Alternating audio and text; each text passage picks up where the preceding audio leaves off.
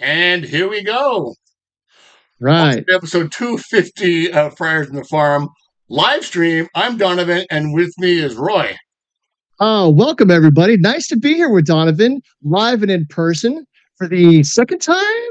Yeah, second time. The first time we got the YouTube channel up, we had a friend of the podcast, Tom Cosgrove. Tom Cosgrove. I don't know why I keep forgetting Tom Cosgrove. I can never forget Tom Cosgrove. Well, on deck for you guys today, we're going to go over the All-Star selections. We've got an article from Fangraphs. David Laurel talked to Jackson Merrill about his hitting approach. We got some minor league news. AAA, there's an article about AAA and the big league gap and how teams handle that. And then the Texas League Player of the Month, Snelling and Salas make the Futures game. Still much stuff to talk about. And then after that, if you stick around long enough, we've got our affiliate rundown. Yeah, and then even after that, if we have some questions, even in the chat, we can maybe answer some questions to give some insight into to what's going on with the Padres system. But let's get it going. Let's start, dude. Shouldn't it be called the Padres Stars team, not the All-Star team? Well, the Padres have the third most players, I think, last time I saw. The Phillies have like 7 or 8 guys. But still, this is the first time the Padres have had 5 players in the All-Star game in quite a while. And the headliner to me is Jackson Merrill, rookie, making it to the All-Star game in his rookie season. I mean, just an incredible story. Yeah, absolutely. And that's... I see you're working the switchboard over there. So it was Jurickson Profar, Fernando Tatis Jr., Robert Suarez, and Luis Arraez. None of those were really surprises at this point because you had Profar, Tatis, and Arraez all in the voting. So I figured they were going to get in. I'm a little surprised Manny didn't get in, even though he was a finalist for third base. Yeah. But Suarez has been one of the best closers in baseball all year. And Jackson Merrill was a bit of a question mark. But I mean, you can't argue the guy's earned it. Yeah, he doesn't have the name power that other players have, so he's not going to get in with the vote. I wouldn't be surprised if next year, if he continues to have the season that he's having this year, in the second year, that he may be chosen for the next All-Star, voted in. But it's good to see that the league is recognizing absolute dominance that this kid has been having, and it's so surprising how many times when they put him on the team, we're like, you know what? He needs that bats on or AAA at least, or he needs more at bats in AA. Dude, this time last year, he was in A-ball. He was in Fort Wayne this time last year. Absolutely ridiculous story, and couldn't be happier for him. And of course, true to form, afterwards, I saw Marty Caswell put up an interview with him after the game, and he's all about his teammates. He's all about, I just want to win with these guys. Maybe I'll think about the All-Star game later, but right now it's all about winning games. I'm bummed because they lost the game yesterday. That's what he said. I mean, the guy's he's a team player. Yeah. He's a leader, but the performance on the field speaks for itself. And he's put up the best numbers out of any. You go and search National League center fielders, pretty much any category. He's there at the top of the list. So he's absolutely earned it. Sorry about that. A second ago, I was just making sure everything's working. And it seems like everything's working. So we're on board. Let's move on. So, to celebrate our 250th our episode, you put up some stats from past Padres. There's a lot here, but let me just go over a couple of the 250s of prior Padre players. I went through all the filters, and I was trying to find exactly 250. So not 249, not 251, and in any statistical category. So starting with Darren Jackson, career 250 batting average. Yep. Kilvio Veras. Yeah. 250 strikeouts. So, some good, some bad. Right, Greg Harris gave up 250 runs, but you got to be around a long time to give up 250 runs. Yeah. I think Greg Harris is one of the underappreciated guys of Padres history. You go back to those late 80s, early 90s teams, and sometimes he was a starter, sometimes he was a reliever, but he had some really good years for the Padres back in the day. God, the late 80s, early 90s, I was a mess. I was not watching a lot of baseball. I was doing a lot of bad things. Right. And so these are career numbers. So Woody Williams gave up 250 walks. And then Kurt Stillwell made, and I'll be honest, I didn't remember Kurt Stillwell at all. Maybe were like, see who the stat leaders were. And he wasn't a start. He played enough to make 250 putouts. And funny enough, that same year where I got him out 250 chances for fielding in 1992. So single season, 250 batting average, Derek Norris, Nate Colbert, Carmelo Martinez, Chase Headley, some pretty good players in that list. And then a 250 ISO, that's slugging minus batting average, Nate Colbert, Dave Winfield, and Gary Sheffield. That's three sluggers right there. Yeah, absolutely. In 250 innings pitched, Steve Arlen, 1972. That's going way, way back. We have maybe some older listeners. Nothing else better to do. I love Enzo Hernandez had a 250 slugging in 1971. Talk about a glove first infielder. My goodness. Anyway, I just wanted to celebrate 250 by pulling up some 250 numbers. This is a big deal for us. We've been doing this for over 5 years now. I mean, it's crazy how the time's gone by, and you see that number 250 at the top of the agenda, and it's worth recognizing. Absolutely. All right, so let's move on to the Major League Minute. This is something that you found in Fangraphs, and if you guys, I have been a subscriber to Fangraphs for about 2 years now. I rarely use it. I just don't know how to use it more than anything. But every, once a month, $5 off my, I get a little email that says your subscription is renewed. I do it to support Fangraphs and all the great writers over there. They don't put anything behind a paywall. It's not like Baseball America where you have to subscribe to be able to open some of the articles. Fangraphs, you have access to all the stuff. It's just a subscription helps support the site. And especially when COVID was going on, they were really having some tough times. They had to come up with some money drives, but I think they provide a really valuable resource in all the different, you can look up all kinds of stats. They've got roster resource, which is something I use all the time, but they also have some really good writers. So David Lorilla does a lot of interviews, and he talks to all kinds of guys, minor league, major league, coaches, former players. And often they're like a bunch of small snippets of interviews that he's done. But he put out a whole article about Jackson Merrill titled Jackson Merrill is Powering Up. And I tried to snip out what I can because we got a lot to talk about today. Yeah, absolutely. So he writes here, when I talked to him for Sunday Notes during the 2022 Arizona Fall League season, the Baltimore native told me that he could definitely drive the ball, adding that he was looking to get stronger and produce more pop going forward. You remember, all through the minors, we were talking about how he's a line drive hitter. He doesn't hit for a whole lot of power. They want him to try to hit to the pull side more. He's going the other way a lot.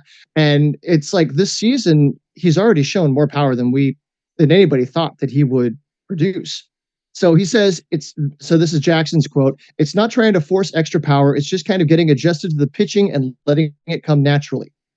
When I first got up here, I was still getting accustomed to everything and getting my timing and my pitch selection right. The power comes naturally when you get your swing feeling good and are putting the barrel on the ball more. His precocious success against big league pitchers is coming with a swing that he has really always stayed the same. Merrill has tinkered with the timing mechanism. He had a toe tap a little bit earlier this year, but when push comes to shove, he generally reverts back to what has traditionally worked best." He said that actually the toe tap kind of worked against him. Like he felt like he had to start moving at a certain point in a pitcher's delivery, and rather than reacting to the ball, he's trying to time himself to the pitcher's mechanics. And Logan Gilbert, he was messing around with some guys earlier because he got the hesitation move. He'll quick pitch you, or he'll come up and he'll hold his knee up. Like he does the kind of the Karate Kid, the crane, the flamingo, crane. Yeah, the crane, and then he'll pitch. So it's like, how do you know when that pitch is going to come if you got a toe tap? You're going to be out in front, and he's going to catch you off balance. Yeah. So anyway, go ahead and check out the article. It's a really good article.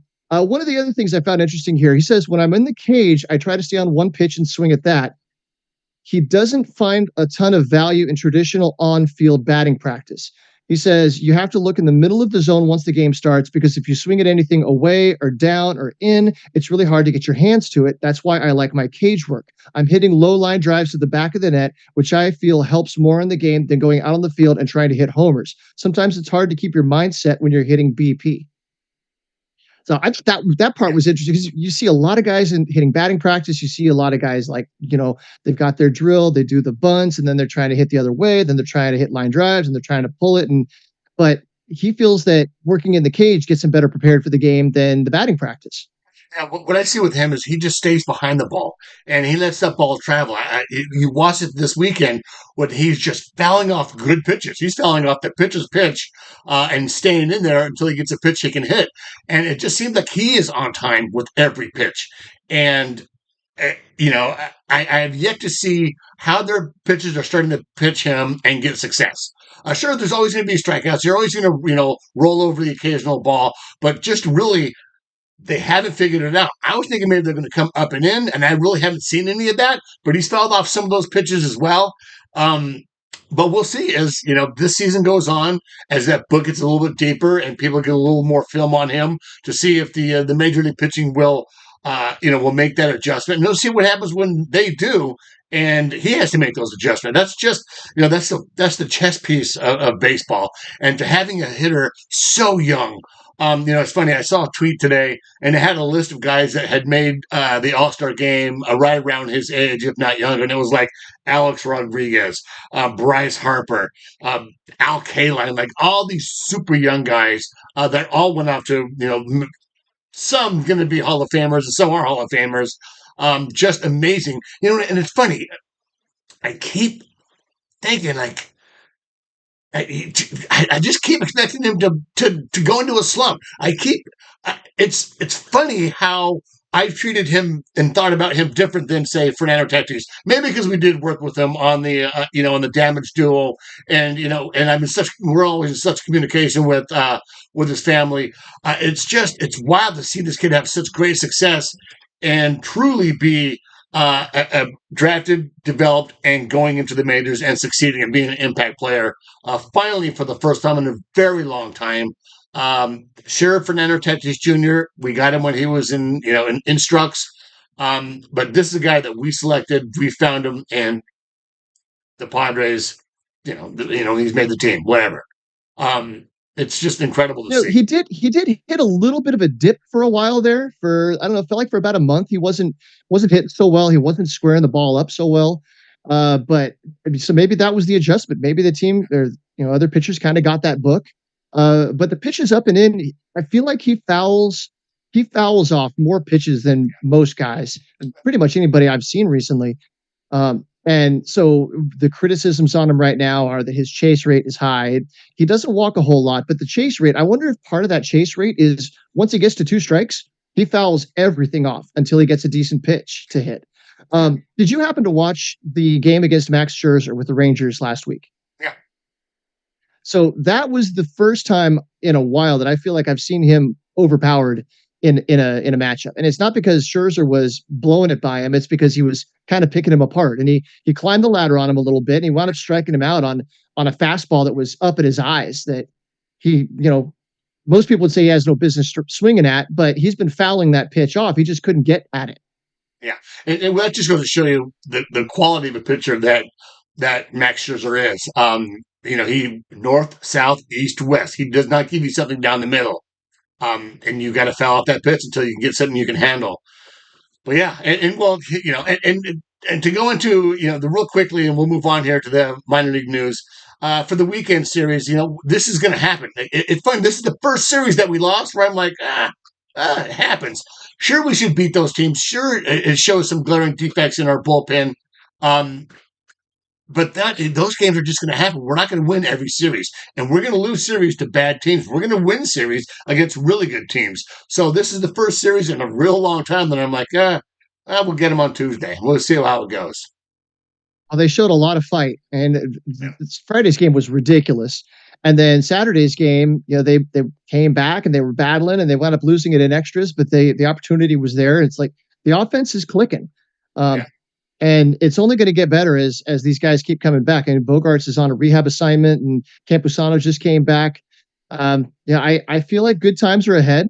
So we'll see what happens. Trade deadline's coming away. We'll talk about that as it approaches. But we've got a tough Braves team coming into town. They just took 2 out of 3 from Philadelphia. So hopefully the Padres can play up to that level of competition. Absolutely. All right, so let's move on. Minor league news, Texas Player of the Month. Now, this is some Brandon Valenzuela we've been talking about for a couple of years now. This year, he's really come into his own at the not only behind the dish, but at the plate.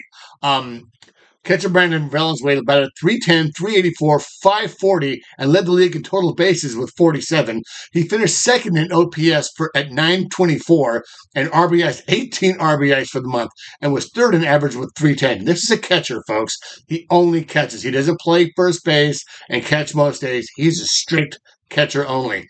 He had 5 home runs and had a 540 slugging. He recorded 7 multi-hit games. Valenzuela is still only 23, was signed by the Padres as an international free agent at Hermosillo, Sonora, Mexico in 2017. So he's been in the system for about 5 years, and I would think is pretty close to becoming a minor league free agent. Well, yeah, a lot of guys. So you can be a catcher who slugs. You can be a catcher who's glove first, and you have a hard time hitting. He's been doing a lot of both. I mean, we hear a lot of the coaches in the interviews. Matt Fryer's talking to all the pitchers and all the coaches. They keep bringing up Brandon Valenzuela's name as somebody who works really well with the pitchers, really reliable, steady defender. And so you combine that with a switch hitter who's starting to show some serious pop in AA and some contact ability too. We're all hyped up on Ethan Salas and JD Gonzalez and the guys that are still a couple of years away, but Brandon Valenzuela, he might not be that far away from competing for a major league job. No, absolutely. I do see him in the vein of a Brett Sullivan, one of those guys that makes it to the AAA, hangs around for a while, creates a great rapport with pitchers in AAA, and then gets a shot. And Sully is he's a glue guy.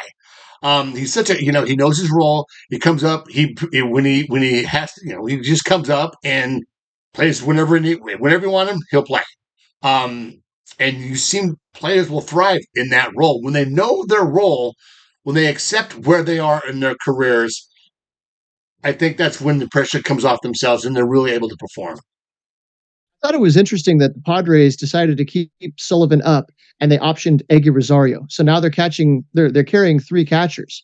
I think part of that is because your position players are fairly set. You don't need a whole lot of interchangeable pieces, especially around the infield. Maybe part of it is because they know that Campusano, with his thumb injury, they don't want him out there, 5 days a week like he was. I also don't think with Kyle Higashioka playing the way he has been, I don't think Campusano is going to have an opportunity to be out there that often. But carrying that third catcher, that allows you to pinch hit late in the game and not risk having to have Tyler Wade put on the what do they call it? The instruments of ignorance, the tools of ignorance. The tools of ignorance. Yeah, as the emergency catcher. Yeah, and Sully's a left-handed bat, so it's really important to have that left-handed bat, an extra left-handed bat.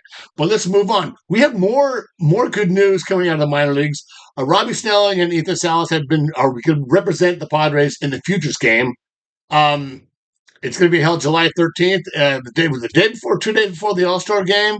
18-year-old Salas and 20-year-old Snelling are ranked number 6 and number 47, respectively, in MLB Pipeline's top 100 prospect list. Salas is number 13 in Baseball America's top 100, and Snelling is number 68 on the list. So Salas' production has lagged at the plate. He has continued to draw walks and manage a pitching staff and running game well from behind the plate. The catching part has been a big positive in terms of the ability to handle the staff and catch the baseball. Padres president of baseball operations, AJ Preller, said, throwing is a real weapon. He's throwing guys out. He's got a plus arm and is utilizing it, and the quality of the at-bats are good. He's not having the results from an average standpoint that he wants, but his ABs, he's not overmatched in any way, and he's having quality at-bats. We feel very confident he's going to continue to make adjustments. And that just goes to, let it be glove right now. Let it be glove and let the bat catch up later. He's still super young. And you can't really make assumptions in his first full season in affiliated ball and at an elevated rate with the high A, at 18 years old. I still think there's lots of growth there and lots of ceiling with Salas, but just let him learn at his own pace. We don't need to push him up to AA anytime soon. We don't need to challenge him too much. He seems to be challenged at the plate right now, and we'll see how the rest of the season goes. That's an awesome accomplishment, or I guess a reward for some good play to get to go play in the Futures game. So hopefully he makes a good impression there. Absolutely. We know that he's not afraid of the big moment. I mean, before he even played his first professional game, they were putting him in spring training games. He was catching Yu Darvish in the bullpen at what, age 16. Yeah. That's you can't go back there with fear with somebody like that. No, and then caught him when Darvish made his rehab start in Fort Wayne, which I thought was really fun. That was very cool. Yeah. All right. So the return of the Texas League has been a challenge. As Snelling is 1-8 with a 6.49 ERA with 49 strikeouts and a 1.66 WHIP. He's allowed 11 home runs, including 5 in one start on June 21st. It happens, and then allowed 14 earned runs over a especially rough patch over his last 2 starts with 7 innings. What I see, and I've watched a lot of his starts this season, is the separation with the velo. The velo is not there. He's not hitting 95, 96. He's sitting at 93.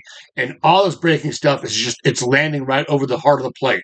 So I think with Snelling, he's going to have to find some velocity somewhere. Maybe in the offseason, you don't want to learn that stuff. You don't want to go, reach for it during the season, but continue to work on your pitch mix and the shape of your pitches, because he's throwing a lot of stuff and it's going right over the plate. I have a little bit of a theory there that this is his second year in pro ball. The first year, you let a guy out there and you just say, go do what you do. Go do what you're comfortable with. Let it eat. And it's kind of hands off as far as tweaking mechanics, playing with, messing with your grip, messing with your release point, where that first off season, then they say, okay, we want you to work on ABC, conditioning, whatever. And then spring training comes around, and that's when they can get in there and they can tinker a little bit. Like, okay, let's try to get a little bit more depth on your slider. Let's see if we can get your slider to be less vertical, less slurvy, maybe more horizontal break. Let's get the change up, see if we can get the change up to fade a little bit more, that kind of stuff. And so then you may be able to manipulate the ball and get the pitch to do what you want it to do, but getting it to land where you need it to land and getting to trust that it can do that in the counts when that takes time. So I'm wondering if he's been messing with his pitch mix, with the actual mechanics of his pitches, and it's just taking time for him to find the command to be able to live on a corner rather than, missing down the middle. Yeah, absolutely. That's just my theory. And remember, the minor leagues, obviously baseball is a results-oriented sport, but the minor leagues are about development. Wins or losses aren't really important. It's about learning and developing. And so some guys just kind of, cut through the system like a hot knife through butter. Others, it takes some development, even after a strong year like he had last year. So I'm not worried about it. We might need to find some velocity, I think, maybe in the off season, and we'll see how that goes. But just let him continue to pitch and build up innings and just continue to learn. Oh, and also he's 20 years old pitching in Double-A. So that's a pretty advanced level for a kid that age. Yeah. So it's one thing to see Adam Major down there. He was in college. He's a little bit more polished, a little more experienced. But seeing a 20-year-old, he can't even legally buy a beer yet. Let him have a year or two to kind of, find his way. Yeah. All right. So here's something really fun about the Futures game. They're going to have their first Futures skill showcase. Now, no Padre play. Well, Ethan Salas is not going to be doing any of the skills, but it's going to be 8 players, 4 from each league. The 8 players will compete in 3 rounds of a hitting contest, scoring points by hitting targets in the first round, including bunts, displaying their ability to hit to all fields in the second, and driving balls over the fence in the third. Now, I've seen video of this in, I don't know if it's an MPB All-Star game or when they have that, but you see those videos of those guys bunting. And there's a target like 70 feet away, and it's like,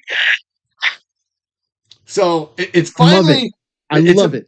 It's about time, and I'm surprised they haven't done this in the major league All-Star. Maybe this is something like the ABS, where they'll start it in the minor leagues and the Futures, and if it gets to be a hit and it's kind of fun, I think it's going to be great.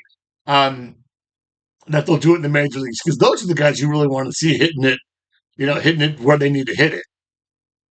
I know they used to have some stuff. There's a clip that comes up all the time of Benito Santiago throwing down to a target at second base. And so NHL, I think NHL has the best all-star game, and they've got that skills competition where there's a race where they do laps around the ice. They've got the targets that they put up on the goal, and they've got to break the plates at the quadrants of the target. They've got the fastest slap shots who can hit the fastest. So I'd like to see them incorporate some more of that stuff into All-Star Weekend. The home run derby is great. The home run derby is so much fun. Yeah. It showcases one exciting aspect about the game. Now you can't tell the guys to go out there and get up on the mound and throw as hard as you can throw. You'll have guys throwing their arms out. Yeah. But things about precision, about the bunt, about situational hitting, these guys, you see a lot of this stuff happening on the back lots in spring training. And I've seen them play. They'll throw hula hoops out there, and they'll have them bunt to the hula hoops, and they'll keep scoring. I remember seeing, was it Morhone and Gore and Reggie Lawson and a couple other guys out there, Michel Baez, having that, and the coach was calling out the scores on, and they were getting so competitive about it when it came down to the end. I love that. I think it's going to be a lot of fun. Yeah, well, that's the thing about spring training is you go to the back lots, and sure the games are fun, but you go to the back lots and you see them have those, competitions. The position players, the pitchers, where where they're just trying to hit. You don't really see what they're trying to do, but like someone will hit a ball hard and they'll be like, "That's a double," and everyone's like, "Yeah." So yeah, it's great to see that kind of stuff, and it's great to see it starting to integrate into the All-Star Weekend. So we'll see as it goes along if that's going to be a part of the Major League All-Star Weekend and not just the minor league. Another one that came to mind as we're talking about this, they took a trash can and they just laid it down next to home plate. And so the guys in the outfield are catching fly balls, and they're throwing the ball in, and they're trying to get the ball in the can on a hop. And it's like everybody's missing. Then finally somebody gets it in the trash can and everybody goes nuts. The coach flips the bat and everybody's going crazy. Love that stuff. Absolutely. All right. So keeping it moving here. As the gap between AAA and MLB widens, is the minor league reset fading away? This is from The Athletic. And I thought it was interesting. They're talking about how the gap in performance between AAA and the major league seems to be widening.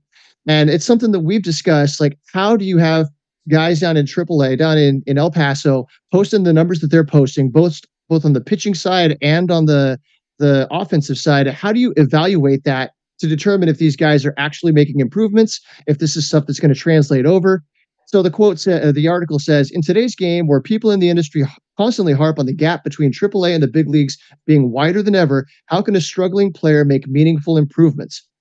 And even if the stint in the minors goes well, how does the player know that if the changes will stick? Whether the organization will even trust those numbers considering the declining reputation of the level. So Tigers manager AJ Hinch said it can be a lose-lose for the player. If he does well, we mitigate it with, well, it's AAA. If he doesn't do well, we hammer him about performance. We want it all. We want the player to dominate at the level he's at, but we have to look at it at a deeper level given the gap between the two levels. Then they talked to Nick Martini, former old friend of the Padres. He was an outfielder with the Padres briefly. He's a prototypical journeyman. He reached AAA for the first time with the Cardinals in 2015. He's played at that level every year since, aside from KBO stints in 2020 and 2022. He's witnessed and experienced the changes in that league over time. He says, when I first got there were more older guys, maybe more pitchability and stuff. You'd face guys with 6 years, 7 years experience in 15 and 16. I think now maybe it's more like a prospect-ish league. When I read that, the thought that occurred to me was Major League Baseball just got rid of short season A ball. Yeah. They got rid of 40 teams around all of the minors. So there's a smaller pool, and they're at the same time they're trying to accelerate the advancement of players, and the Padres are as aggressive as anybody, but teams around the league are doing that a lot more than they used to. And at the same time, you don't have veterans that are hanging on as long that wind up sticking in AAA for 3, 4, 5 years at the end of their career. Right. It's like, if they aren't making the big bucks, they just hang it up and go find something else to do. Yeah, absolutely. It's been a long time since I heard the word 4A player. It used to be, and the 4A player was a guy who would just kill it in AAA, come up and just not do that well in the show. Now, I'm a firm believer in if a guy's going to come up, particularly if he's young, if he's a hot prospect, if he's your hot guy and he comes up, it takes time to get used to major league pitching. It takes time, even if you're you've been in AAA for years, it takes time to make that adjustment. It is a wide gap because there's only so many major league roster spots. And so you have this large pool of talent of guys that probably could be, if when expansion comes, could probably be in a major league and be an impact player. But since those spots are so far and few between, like they sit there and they just play almost their entire careers in AAA with the occasional shot to play. Kevin Plawecki is a guy who's been with the Padres now for, I think this is his second year. He had made significant major league time, but he's a catcher. So I think it's a little bit different with catchers where they can hold on and probably find jobs in major leagues, if they stick around long enough. But yeah, it's the level of talent in AAA. It is hard. And we've talked to Mike Daly about this as well, what they look for when they're trying to scout and judge performance, in particularly somewhere like the Pacific Coast League, where you got guys like Gabe Moser, who doesn't throw hard, is a finesse pitcher and friend of the podcast, but he's been doing pretty well lately. And guys that are throwing 96, 97 are getting lit up.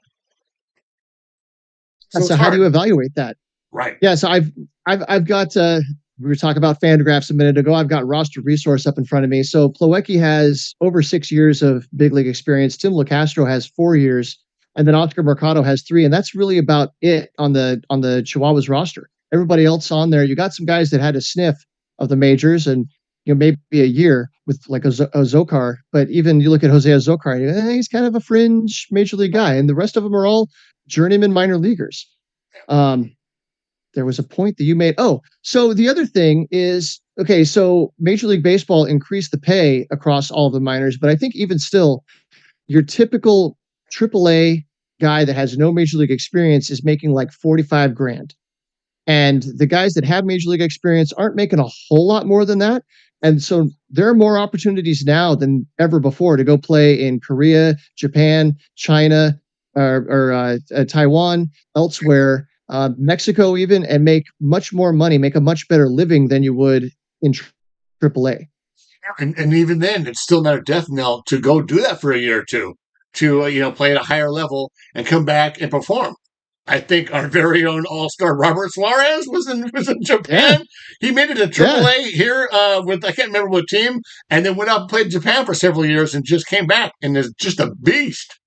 No, he was in Mexico. He was in the Mexican League for years. Okay. And then that's when he went over to Japan and blew up. But yeah, no, it used to be the guys who go over to play in Japan and they just disappeared. And they go over there and have a great career, but it was always written off like, oh, they're facing inferior competition. There's no way that, oh man, what was the name of the guy? The all-time home run leader over there. I think there was a guy that I don't think he ever broke Sadaharu O's record. Vladimir Valentin was a kind of a mediocre three true outcome guy here in the majors, and then he goes over there and becomes just an absolute cult legend with his exploits of power. But I don't think he ever got an opportunity to come back over across the Pacific because it's just he can't hit major league pitching. Nobody believes in it. Well, and with that said, I love what it says here next is there's so many more details that get exposed in the big leagues that we try to look at a little deeper when we're looking at AAA players. It's not easy because we don't want to create the notion that statistics don't matter or how you perform doesn't matter, because it does, but it's not always the end-all be-all. The reason AAA performance does not always translate to the major leagues are numerous. They're premium. Top arms typically spend a little time in AAA and instead vault to the big leagues, where pitching is better than ever and offense is at historic lows, which I can't wait for Meredith Wills to do another study with the baseball this year, because offense across the board is incredibly down. It's like you see these all-stars hitting 240, 250, even lower, and you're just like, what's going on? And this is what is going on? But offense across the board is down. I don't feel like we're seeing too many of those like well-struck fly balls that are dying at the warning track. Like that was a thing for a while. And even well into last year, I don't feel like that's really the case anymore. It's not too often that I see one come off the bat and I jump out of my seat like, oh, Ha-Sung Kim just got into that. And he winds up catching it like that catch that Langford made at the fence last week over in Arlington, there haven't been a whole lot of those moments where I thought it's gone off the bat, and then it winds up falling into a glove. So I'd like to think that they've got that aspect of the ball figured out. And then also there's less focus on batting average. I mean, there aren't a whole lot of guys like a Luis Ariz that batting 300 really matters to them. You know, it's more about, oh, I want my 350 on base and I want my slugging above 400 and I'm good to go. Yeah, interesting. Could be the change of the game right now. But hey, that's all the news. Then should we go straight into the affiliate rundown? Let's do it. Let's roll. All right, let's do it. So in the ACL, pinning the corners, Thursday, righty Brian Balzer made his professional debut and allowed a pair of base runners, but escaped his inning of work unscathed. The 19-year-old was born in Japan and signed as an international free agent in the January of 23. He ended with Tommy John surgery later that spring and has spent the entire year on the 60-day injured list with the Storm before beginning the rehab assignment. That's not a great name for a pitcher. Brian Balzer. It's like Bob Walk. You remember Bob Walk? Balfour? The Australian guy? Yeah, Grant Balfour. Don't say anything about that to his face. He might punch you. I think I read somewhere where he owns one of the Australian teams, or he's a part owner of one of the Australian League teams.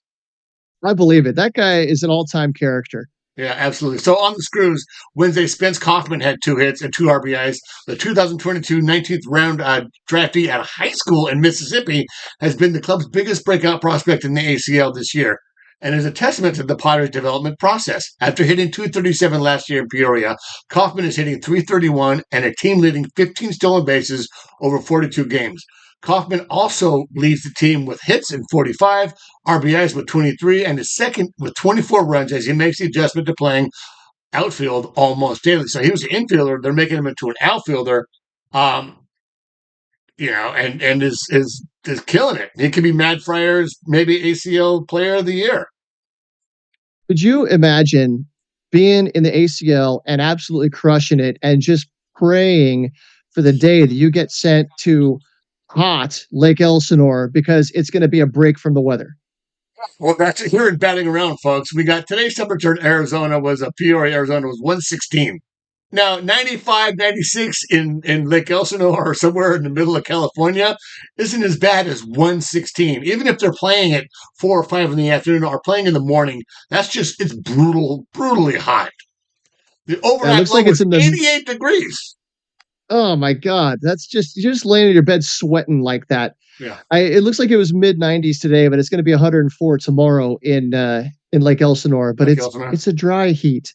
Right. But 104, I don't care. That's better than 116. My God. Yeah. No wonder they start the game so late in Arizona. All right, so moving on to Lake Elsinore, painting the corners. On Monday, righty Johan Moreno made his first start of the year and stretched out to a season-high 4 innings as the Storm went with a bullpen game. The 21-year-old signed his first professional contract last January and eventually came stateside at the end of the ACL season.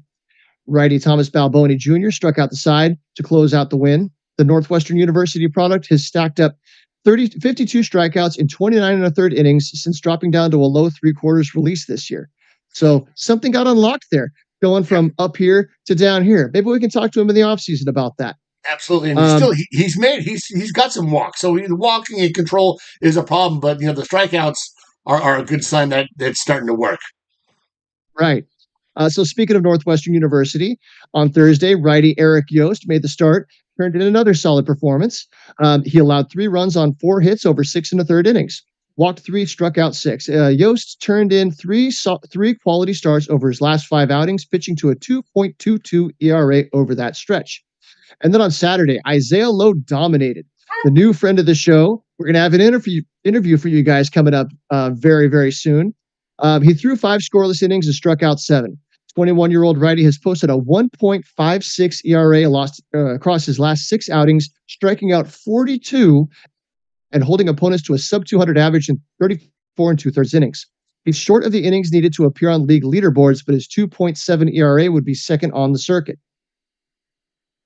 So Lowe continues to overwhelm Cal League hitters with a fastball he can run up to the upper 90s and a changeup and a breaking ball that both flash plus. So having that kind of a weapon, upper 90s fastball, and already having some command of a changeup at age 21, That's pretty impressive. Yeah, he's someone to definitely watch. We've been saying it all season. It'll be interesting to see as he moves up high A. You know, velocity works, but when you get to high A, those guys will they won't swing at the bad pitches. They won't swing at the stuff above their heads or down in the dirt. They're a little more disciplined. So it's going to be great to see him make that adjustment from low A, where it's just you could throw fastballs by guys almost all day, to where you got a little more developed hitter. So I wouldn't be surprised if he does go up to Fort Wayne by the end of the All-Star break or the minor league All-Star break after the draft. So yeah, it'll be interesting to see how he continues to dominate. We do have his interview. I interviewed him a couple weeks ago. Him and Jose Luis Reyes, two pitchers that I had interviewed. We'll have that out pretty soon. But let's move on to On the Screws. All right, Monday on a day when most minor league, so they had all minor league games except for AAA played on Monday. Normally that's a day off. So Rosman Verdugo had a massive night, going 5 for 5, including 2 doubles and his 7th homer of the year. The 19-year-old has added 36 points to his slugging percentage. He had 10 total bases on the night. He finished the week 9 for 17 with 3 doubles, 2 home runs, 3 walks, and a 1.650 OPS. Then he was put on the MLB Pipeline's Team of the Week this week. It's really good to see. I mean, he led the league last year in doubles, but the average was down. It's good to see him starting to really turn a corner, and he's still very, very young. I don't think he's 19 yet. Yeah, I think it might be. 19. Yeah, he's 19 years old. He's 19 years old. He's been this the second time in the Cali League, so it's going to be interesting to see if he's one of those guys that moves up and is challenged in Fort Wayne right around the All-Star break, was when they start making those adjustments in the system. You said he added 36 points to his slugging percentage in one game, and we're a couple of months into the season. So that's pretty impressive. It's very impressive. All right, but the rest of the week belongs to Leonidas DeVries. El Mutante. And it's a bummer. This last week I was in Connecticut. I didn't get didn't watch a lot of games. I didn't have the time. So I didn't get a lot of this video, but the 17-year-old phenomenon is beginning to put it all together. Thursday, he started as designated hitter. He reached base 3 times, including a booming double off the center field wall, driving in a pair of runs. DeVries hit safely in 4 straight, going 6 for 17 during that span. And then Friday, El Mutante kicked it into high gear. He led up and turned on the first pitch of the game for a ground rule double. In the 3rd inning, he worked a full count before drawing a walk and promptly stealing second base. The next at-bat was a long home run from the right side of the plate, his 2nd of his career. In the 8th inning, from the left side of the batter's box, he sent a moonshot over the outfield fence. Over his last 5 contests, 17 total bases, raising his OPS on the year by 85 points. He had a total of 10 bases. Went 9 for 21 with 4 walks. Just an incredible week for him. And it's really good to see because he has a little bit struggled. Once again, very, very young guy, lots of ceiling there, but it's a 17-year-old playing at a high level for that age. It's good to see him have a good week, maybe starting to really put things together, and maybe he'll continue this as the week goes on, or the season. Sorry. The other day I invoked the name of a Hall of Famer, and I immediately I was given the wag of the finger by the Mad Friars guys, but DeVries hit a home run from both sides of the plate in the same game. How many 17-year-olds? That can't be something that a 17-year-old does, very often. And so I said that's like Mickey Mantle type stuff, because he was precocious at a young age. Yeah. He was in the majors at age 18. I'm not saying that DeVries has any business being in the majors at age 18. I'm not saying he's going to have any kind of career like that, but just to accomplish that feat of hitting a home run from both sides of the plate before your 18th birthday, that's just ridiculous. That just shows how strong the kid is, what kind of loud contact he makes, and also the ability to hit from both sides. And that's a dying art these days. Seems like all the way back in high school, they say, okay, you're stronger from that side, so that's how you're going to hit 100% of the time. You don't see switch hitters like you used to back in like the 80s. Yeah, and they're letting him do it right now. So he ended up finishing the week 10 for 21, 2 doubles, 3 home runs, 4 walks, and 2 stolen bases for a 1.56 OPS. Just fantastic year. Fantastic week for the kid. Right. He's been off to such a slow start, but maybe it's the month of July that he loves. So last month he's batting 250 with a 375 on base and an 850 OPS. So he's been getting on base. He's been slugging, but the batting average hasn't been there. But the month of July so far, he's batting 476 with a 1.56 ERA, like you noted, or OPS. It's just stupid numbers. So let's hope he keeps it up. Keep the DeVries show going. Maybe he likes the heat. Who knows?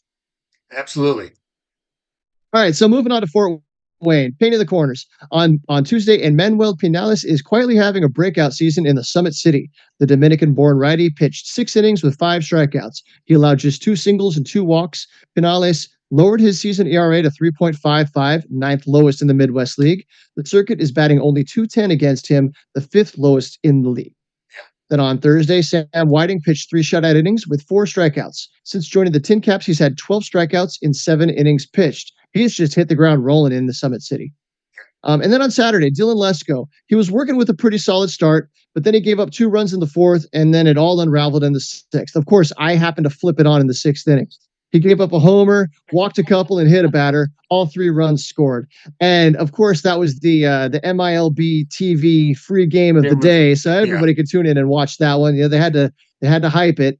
They didn't have Salas behind that plate, but having Lesko on the mound, I can say, so as you were noting with Snelling, the stuff is there, the movement is there. Of course, I watched the inning where he all fell apart, and what I saw was a guy that was struggling with his command. And part of it could have just been that he was pitching that deep into a game that the fatigue starts to kick in. Reminder that he's a year and a half recovered from Tommy John, so getting that strength to carry that velocity and that command through 6-7 innings, that takes a lot of time. Yeah, not worried at all. Not worried at all. He, I watched the first 5 innings and once again, I was in Connecticut, so we went and did something else. I come back and went, oof. Okay, check the box score. Oh man, and I saw some other tweets. I think Will Holder on Twitter had saw him probably before the 5th inning or before the 6th inning, was like, he better not ever trade this guy. It's there. And once again, I'm not really worried about it. Like you said, it could be conditioning. It's late, it's getting pretty late in the season for him, and it's getting late in the game. So maybe that fatigue, and you're just losing it, and you're trying to get over the plate to kind of see if you can get through. And then, and what happens in minor leagues and often does is it gets out of control. And they can't get a guy out of the bullpen fast enough, or sometimes they want to let you do that and see what happens, see what adjustments you make, or see what you do. And that's a part of the development process as well, is when things start going sideways, what do you do? How many times last year did we watch Snelling just go full-on bulldog once he got a couple guys on? Right. So it's not a problem. It's good to see that he's still pitching this late in the season. It's also interesting to see that friend of the podcast, Jagger Haynes, is continuing to start as well. I almost put his last start in here. He's starting games and he's going as far as they can. So I remember last episode we talked about maybe it'll be they might have lower innings, but I think they're going to let him keep pitching for a little bit longer, for sure. When those innings get out of control, it's not always just like the floodgates open up and it's just nukes all over the place. Yeah, it's funny how it becomes these little bloop singles that start falling for hits, and then an infielder boots a ball, and just the crazy stuff starts happening. And it's like you just can't find a way to find that last out, and it just keeps going on and on. Yeah. Let's move on to On the Screws. Tuesday, Anthony Villar has really turned it on in this last month. I didn't put more stuff, like over the weekend, he just killed it. But he enjoyed his first 4-hit game last Tuesday, and it was a triple shy of the cycle. The Miami native hit a single in the 3rd, crushed a homer in the 5th, and an opposite field double in the 7th. Then he finished the night with a single in the 9th. Romeo Sanabria and Ethan Salas had 2 hits apiece on the night as well. Saturday, Homer Bush Jr. Point out, so on Anthony Villar, he's a catcher. We know him as a catcher, but Mad Friars keeps pointing out that he is far from a catcher this year. He's made 28 starts behind the plate, but he's also played first base, made 13 starts there. He's made 11 starts at second base and 2 at third base. So he's moving all over the place. He's not just a catcher, although they rave about his defensive abilities back there. He was drafted as an infielder. And I don't know if it was out of need, out of what they saw out of him, what he wanted to do. But he's been catching for the most part the last couple of years, and now this year they're moving him all over the place. Yeah. It's interesting to see, and that's another thing that happens in the minors. Like, you see where he fits, you keep his bat in the lineup, and see if it can work.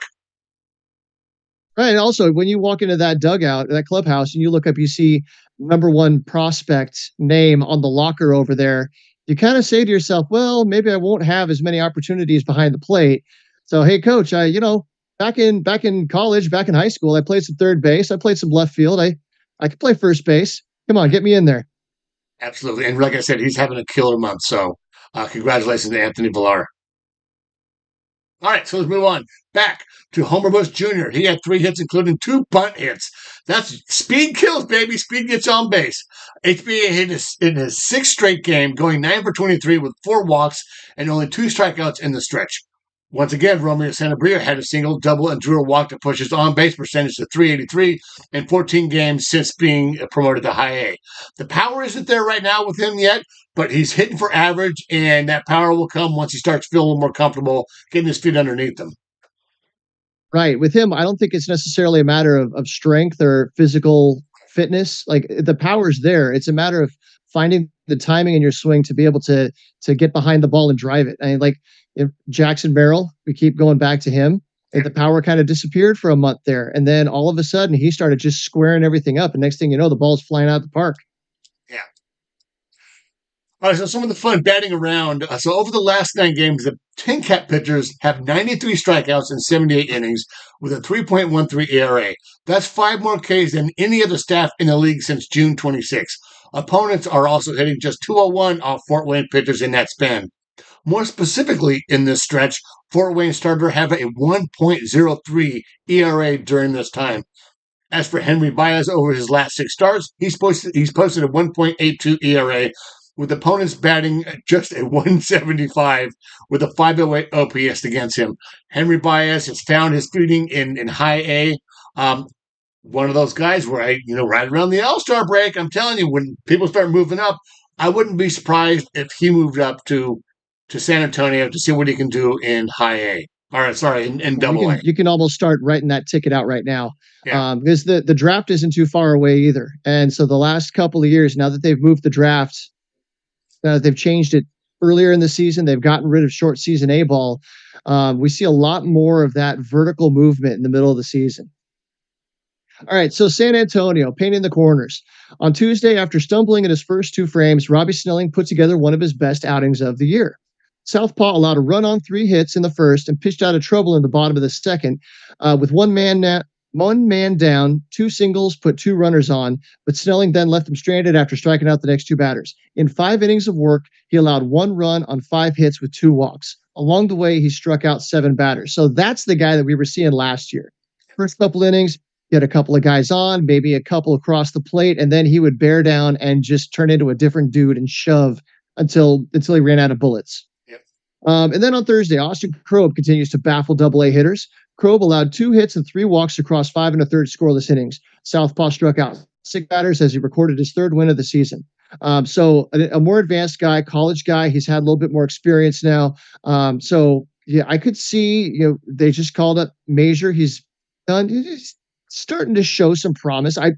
People are quick to jump on guys when they come up and they struggle. But I think Major is going to stick around for a while, especially now knowing that Darvish is going on the restricted list for personal reasons. And I have my personal doubts that Musgrove is going to be back anytime soon. But if they have to dip back into the minor league coffers, Krob may get a look. And then on Friday, Jared Kollar recorded his league-tying 8th win of the season with 5 innings pitched, 6 hits, 2 earned runs, a strikeout, and a home run. Kollar has put together a very solid season, posting a 3.33 ERA and walking only 5 1/3% of the battings, 5.1% of the batters he's faced in 70 innings for the Missions. We know that with the Padres, one of the things they look at is pounding the strike zone and limiting walks. So that's another guy to keep your eye on, even if you haven't heard the name Jared Kollar much outside of our little podcast here. Yeah, and two guys right there that definitely have a ceiling. Could be a major league pitcher in the future. I don't know how Austin Krob does it. He does not throw hard, but when I do see him, everything's at the knees. He rarely puts something waist high. It's always either fastball at the knees. The breaking pitch starts mid, right around, numbers high, and then comes down and lands lower, around the knees. It just he gives these guys a swing at his pitch, and it's constant. Every time I see this guy pitch, it's fastball strike, or give me over curveball to get a strike, get ahead of the count, and then with just kind of toys with these guys. And I swear, I don't think he throws more than 93. I really seriously don't think he throws. I don't think he sees 94. Maybe an Amarillo with a hot gun, but it's amazing to watch this kid pitch and do so well with the arsenal that he has. It's all crisp, and the breaking balls are good. The pitch mix is good. I keep kind of expecting him to fail, and he just keeps not failing. It's such a great thing to see with this kid. Oh, what you just described kind of reminds me of what Nick Margevicius did in that spring training, where he kind of just forced his way onto the big league roster because he kept getting guys out. It's like, he's not going to go away, so we might as well give him a shot. But a crafty lefty doesn't necessarily have to throw hard if they can keep guys off balance. He's going to have to fight and claw for every opportunity he's going to get because of that lack of velo. But at the same time, those are the guys that you see clinging on to a roster spot at the end of a roster for a while. Yeah. And I tell you, it'll be interesting to see how some of these guys perform in AAA, and particularly in the Pacific Coast League. Like, it's just, it's going to see how it goes. And once again, how do you judge that? Obviously, in Texas League, there's a pitcher's park in the Wolf. Other parks in that league are not pitcher parks. There are, Amarillo is a death knell for a pitcher. I think Frisco is a death knell for a pitcher as well. So like, there's some really good hitters ballparks in that league, and the kid just continues to perform, and it's so great. I want to give the podcast credit, but we can't, man. Lefties getting it done. We haven't talked about the podcast mojo in a little while. We need another success story. But that's what the Padres seem to do. That they let guys succeed at the AA level for a while, and then they bring them up to AAA and give them a handful of that struggle. Because if you're pitching at the Wolf, they can hit fly balls to right field all day, and they're just going to die. But then you bring them up to AAA and see how they fare when those pop flies wind up landing 5 rows deep, because now you're pitching on the moon. So we saw Major get that. We're seeing Sandridge get that right now. I think if Sandridge has a little bit of continued success, we're going to see him up, because goodness knows the Padres need some bullpen help anywhere they can find it. We'll talk about podcast mojo. There's no mojo for this guy, but James Wood made his MLB debut this weekend and absolutely raked. Oh, no, we got mojo for you. You talk to him. There's definitely mojo there. So congratulations to James Wood for making your major league debut and hitting your first major league home run. Dude, he's a beast. The kid is, God, and that was the big part of the Soto trade is he wasn't included until the scout said, like, I'm going to quit. If you don't add this guy if you don't ask for him, I quit. And he has been in AAA over there in Rochester for way too long. And they came up this weekend, played against my father-in-law's team, the Mets, Liddy's growing up hometown team, the Mets, and just raked. Great to see it. Great to see the family out there, the dad and the mom and the sister, the whole weekend. I watched almost all of those games. Congratulations to him, dude. He's going to be, I don't even want to say he's going to be a Padre killer. He's going to be a league killer for a very long time. He is. Yeah, just the fact that he plays center field at his height, there are comparisons to Aaron Judge, but he's a different kind of a player. But he possesses that power speed combo and bat control and the plate discipline, and he really does look like the whole package. That's one that's going to sting for a long time for Padres fans. All right, take us down the screws. Okay, so on Tuesday, left fielder Cole Cummings singled, doubled, drew a walk, and had a pair of RBIs. Cummings now has 20 doubles on the season, good for second in the Texas League. We need to come up with like a bizarro cycle to get on base with all the other ways than a single, double, triple home run. Yeah, walk, hit by pitch, reach base on an error, all the other stuff. Cole Cummings is that kind of guy. He gets on base all kinds of different ways. On Thursday, the Mission's offense did all their damage in the first and third innings.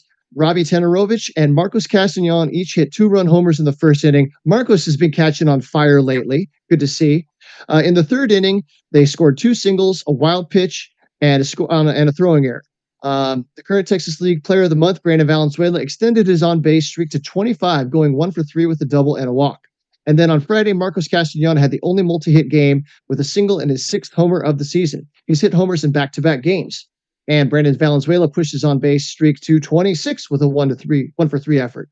So, Castañon, he got hit in the face by a pitch earlier this year, and it was bad enough that he had to wear the schnozzaroo, that clear plastic headgear for, I think it was a couple weeks that he had that on. And then he had like this wraparound thing on his face mask at the plate. He's now gone back to the standard helmet with just the flap. Yeah. But that messes with a lot of guys. And I wonder if it kind of messed with him a little bit, finding the confidence, to the ability to stay in on those pitches inside, being able to breaking ball that starts at your hip. You want to get out of the way. I don't know. If that was me, I'd be having nightmares about that moment. Absolutely. So let's get on to batting around. So the Mission's pitching staff has been nearly untouchable so far this month. Through the first 4 games of July, the pitching staff has allowed just 3 earned runs across 36 innings for a .75 ERA. The pitching staff has also, they have kept hitters off the bases as well, with 21 hits allowed. The Missions are the only AA club with the ERA less than 1 in the month of July. So, wow. Right? So, there's pitching in this system. And that's where a lot of the strength, I think, of the system is in the pitching. AA is great. High A is great. We still, once again, need more time for that talent to develop and kind of make its way up.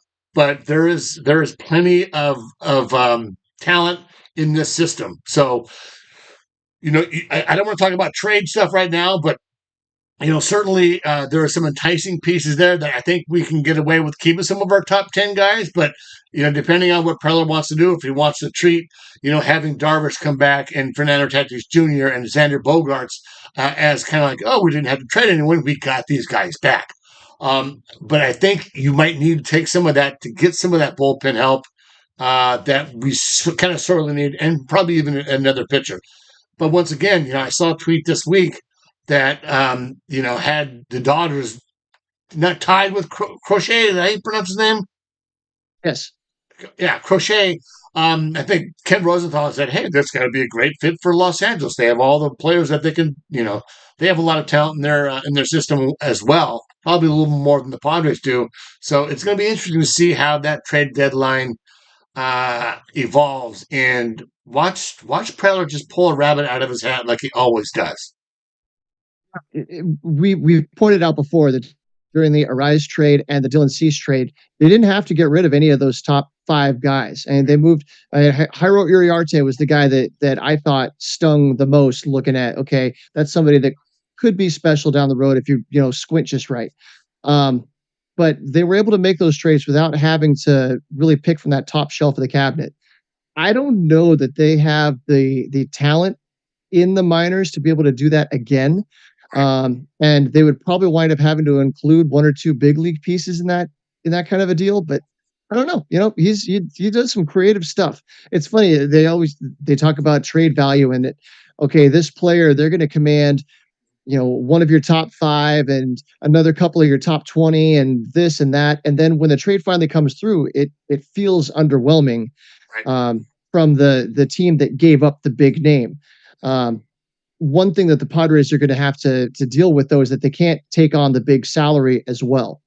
Yeah. So that's part of the Arise deal. They had to include a little bit more prospect capital to get Miami to pitch in and pay for the remainder of his 2021 salary, other than the prorated major league minimum. That helps them stay under that CBT threshold.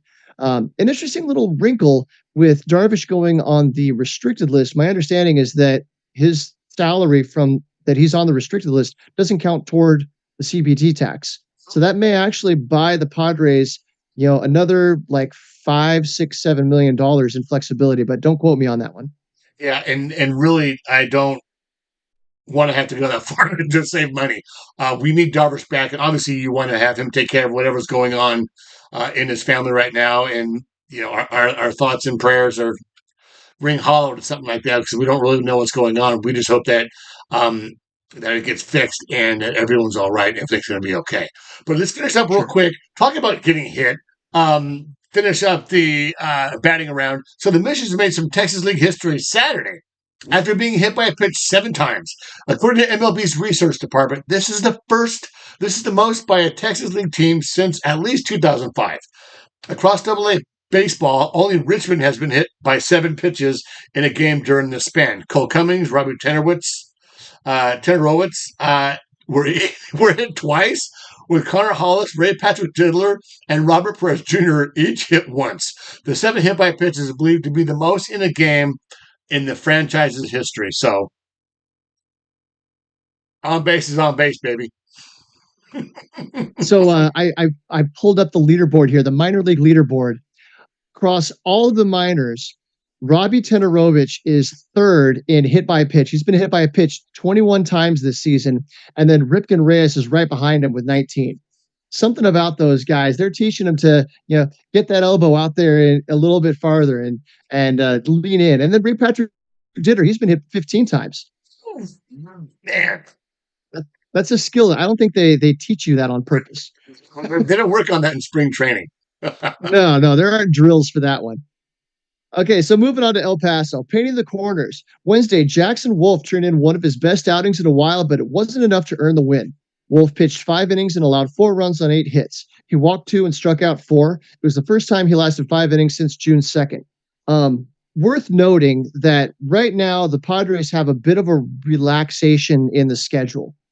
They've got more days off right now than they've had at any point in the year so far. I think I saw somewhere that as of like last weekend, they'd played 7 more games than the Mets and the Braves, which is just, that's crazy. Between the 2 games in Korea and fewer off days and a couple of rainouts on the East Coast, that's where the Padres are at. So they've really stressed their pitching staff more than just about anybody in the majors.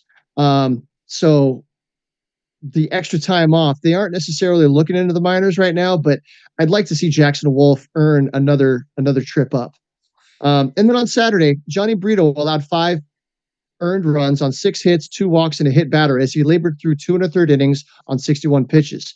While his 4-seamer and sinker both averaged 97 miles an hour, he got just 3 whiffs in 16 swings against the 2 fastballs. Johnny Brito was sent down to be stretched out as a starter. So 61 pitches, that's enough pitches to get you through 3, 4, maybe 5 innings. But if you're having a hard time finding the strike zone and you're getting lit up when you are in the strike zone, you're not going to get deep into games. But seeing that he's still averaging 97, that tells me that he's still going up there and just trying to pump gas. And I don't know that that's it. It seems like guys have to learn how to back off of that a little bit and save that 97 until they really need it and maybe get by with 94 on the corner. We get by. I mean, most of us would give both our arms to be able to throw 94. But for him, that's a control pitch rather than just reaching back for all the gas. Yeah, But speaking of reaching back for all the gas, reliever Sean Reynolds matched his career high with 6 strikeouts in 3 2/3 innings, which was the longest outing by an El Paso reliever this year. I still want to see Sean Reynolds make it. 6'8", just power righty. If he can figure out how to keep the ball out of the out of the batter's boxes, he could be something. Well, just kind of go back to Johnny Brito for a second. This is what we're talking about in the news. This is like these guys will hit 97. They will hit 97 down the middle. You have to mix it up. And right now, I really don't care if they're going to stretch him out to a starter. I don't care about the results, particularly in the Pacific Coast League. Just get him stretched out, then work on that mix, then work on what he needs to work on, but build up that strength. And we'll see what happens as the season continues to go. If he comes up later and is a starter, we need to have him come in as a starter. He's on the 40-man. I think we have to put Sean Reynolds. I don't think is on the 40-man. No, he is on the 40-man. Is he? What about Jack? I don't think Yeah, Jackson Wolf is. So it would be, he is. wow, look, all these guys are on the 40 man. Look at me. I don't know anything about the 40 man roster. Okay. All right. So here's our AAA depth. Thank you, Fangraphs and Roster Resource. You got Matthew Batten, Graham Pauly, Eggy Rosario, Jose Azokar, all on the position player side. And then you've got Johnny Brito, Jackson Wolf, Glenn Otto, who has more than a year of Major League service time. And he's been kind of a forgotten person because he started the year on the 60-day IL. And then on the reliever side, you got Logan Gillespie, Alec Jacob, and Sean Reynolds.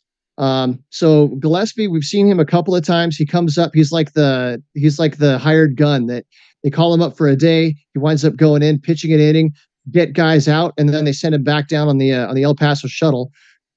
Jacob, he was shut down last year with elbow inflammation, and everybody seemed to think he was destined to get Tommy John, but then he's avoided surgery and he's been healthy all year so far. And then Sean Reynolds, he's been healthy all year too. It's just those guys need to show their performance to be able to earn the call. Yeah. So once you come up, you're going to have to perform right away, particularly with a team that's in the playoff hunt. So let's move on to On the Screws. Wednesday, Kevin Plawecki went 2 for 4 with 2 home runs and 3 RBIs. Plawecki had entered the game with 2 home runs on the season. He's not a power hitter. It was El Paso's 6th multi-homer game of the year, and the first since Cal Mitchell on June 11th in Albuquerque. It was Plawecki's first multi-homer game since 2017, which played Las Vegas. Matthew Baden and TIRSO Ornelas also had two hits each for El Paso. Since June 11, Ornelas has reached base safely in 15 of the last 17 games. He's hitting .333, .397, .606, with 5 home runs in that stretch. The 5 home runs are more than he had in 2 months in AAA last year. We're going to talk about that here in a second. But Thursday, Graham Pauly hit a solo shot and added another on Friday after taking over for rehabbing Xander Bogaerts, who we haven't talked about in El Paso. And then also on Friday, Matthew Batten went 2 for 5 with a double and scored a pair of runs in the leadoff spot. The 29-year-old utility player is slashing .333, .429, .542, and 24 at-bats while batting in the top of the order. And then Saturday, Xander Bogaerts, he's been on the rehab assignment, but he's only been DH so far. I don't know how long he's going to be playing before you put him in the field. Remember, he broke his shoulder while diving, kind of a rolling over dive kind of a play. And so that's not going to happen when you're DH, and you can be careful how you slide into a bag. But you're not going to see that really until you get out in practice, fielding grounders and all that stuff. You're not going to go for that extreme, I got to make the play kind of a move until it really counts.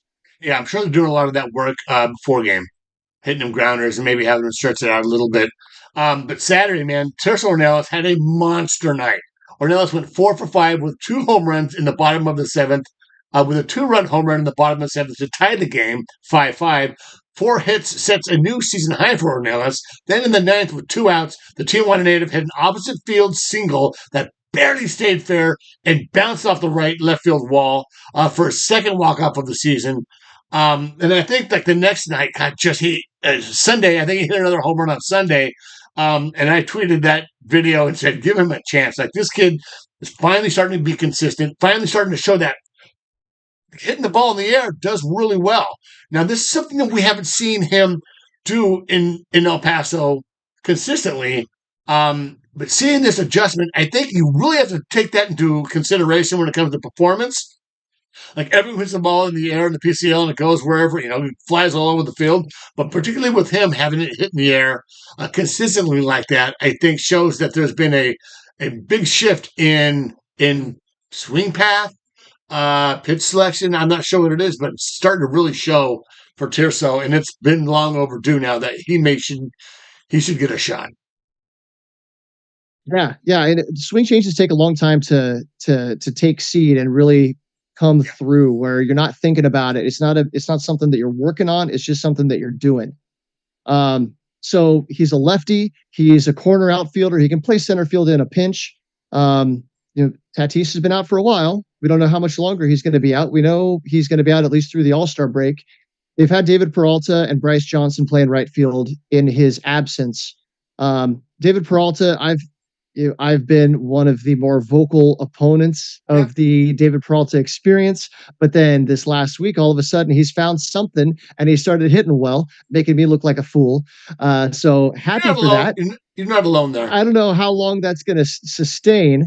And then Bryce Johnson, he's struggled to hit so far with the opportunities that he's had. So yeah, it makes sense to look down to AAA and go, okay, we need lefties in the order. There's a lefty that we can plug into right field that could play just about every day.